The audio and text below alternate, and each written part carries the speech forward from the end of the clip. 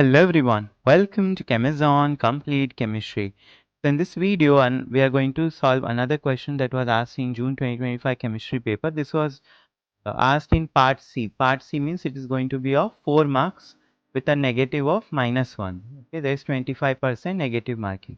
Okay, so this is a predict the product type of a question which is very important. These type of questions are very common in all the competitive exams. Even if you go for interviews, they will ask you such type of questions. Okay, so they will give you a starting material. So here in the reactant, here you can see there is benzene. It is hexa substituted, means there is all the hydrogens are replaced by some other group. So this is a trifluoromethyl substituent, and all other are, there are 5 different fluoro that are attached.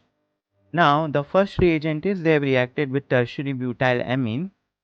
Okay, uh, we'll come to know the role of this in a while. And the second reagent is m-CPBA, and the question is we have to predict the product, and they've given you one hint that the product is going to be EPR-active. Okay, so let us see the question. So this is the exact question. The major product A formed in the reaction sequence is.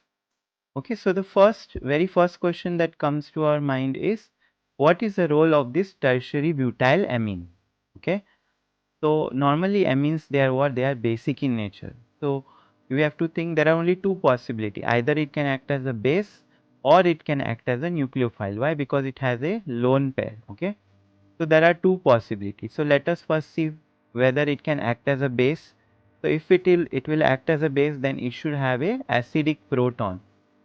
Okay, acidic proton like OH. Okay, like OH. Is there any acidic proton? Can you see any proton?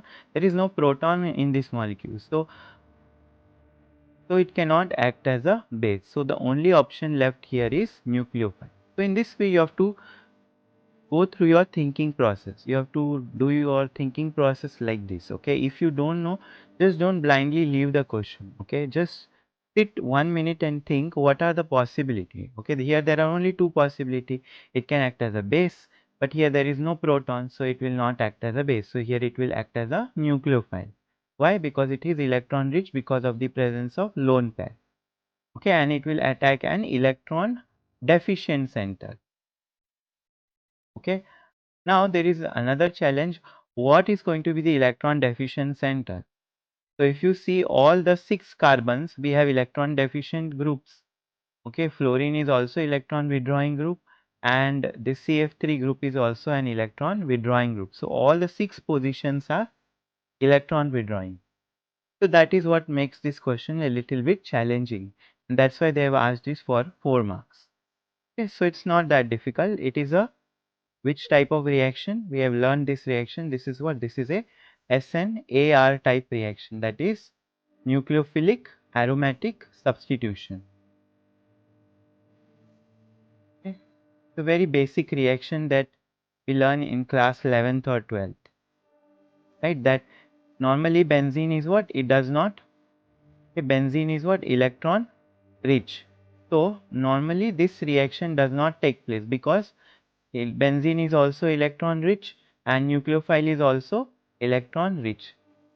Okay, so that's why the reaction does not occur. But how can you make this reaction occur?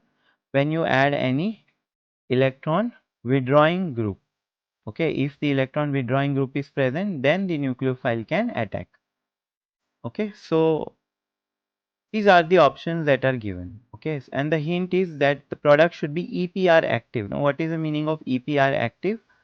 So any product is EPR active. Which species are EPR active? The one that have odd number of electrons. Okay, or it has a unpaired electron. So basically we are talking about a radical species. So if you quickly go through all the options, okay, so here there is a radical, so this can be the answer. Second option, here there is radical, so this can be the answer. Third one, if you see there is no radical, so this will be EPR inactive, and the fourth one is radical, so this can be the answer. So in this way you should know how to eliminate the option. If you one by one, if you eliminate the option, the answering becomes very easy. Okay, so now let us see the next one. Now the another question is which position it will attack. Okay, that is the most important concept here. Which position it is going to attack. So let us see the structure of this CF3, and in all the positions there is fluoro. Okay, so when a nucleophile will attack, there should be what? There should be some sort of a resonance stabilization.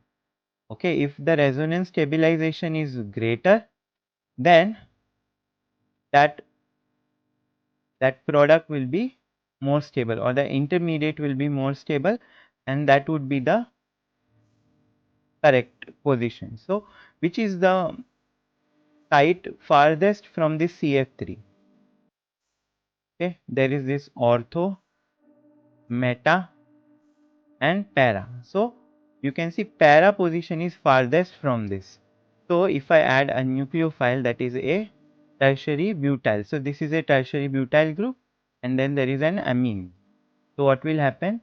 This tertiary butyl amine will attack at the para position. Then there will be this delocalization of the electrons, and then this negative charge will be stabilized by the minus I inductive effect of the CF3 group. So here there will be what? There will be maximum stabilization. So what will be the intermediate that we will get? Here we have CF3 negative charge. Okay, then here there is this double bond, and here two groups are there. One is fluorine is already there, and here there is tertiary butyl amine. Okay, then what happens next? Okay, the next step is this negative charge comes back, and this leaving group F minus is lost. Okay, so what will be the final product? I am writing here. So the final product will be CF3, and here there is this NH tertiary butyl. Okay, so this is the first step, product of the first step. Now next step is what? Next step is very simple. You do m-CPBA oxidation. So what will be the product of oxidation? So this here what we will get? We will get a nitroxide radical.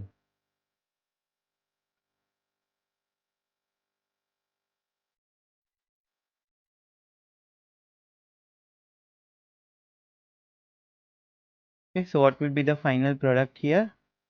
Final product will be amines. We know they get oxidized to what?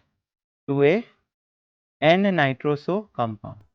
Okay, CF3. All other fluorines will remain as it is. Okay, I have not drawn in the previous structure, but it will be as it is. And here we will get a NO radical and then tertiary butyl group. This is going to be the final product. So in which case it is para position, it is option 1. So what is the correct answer here?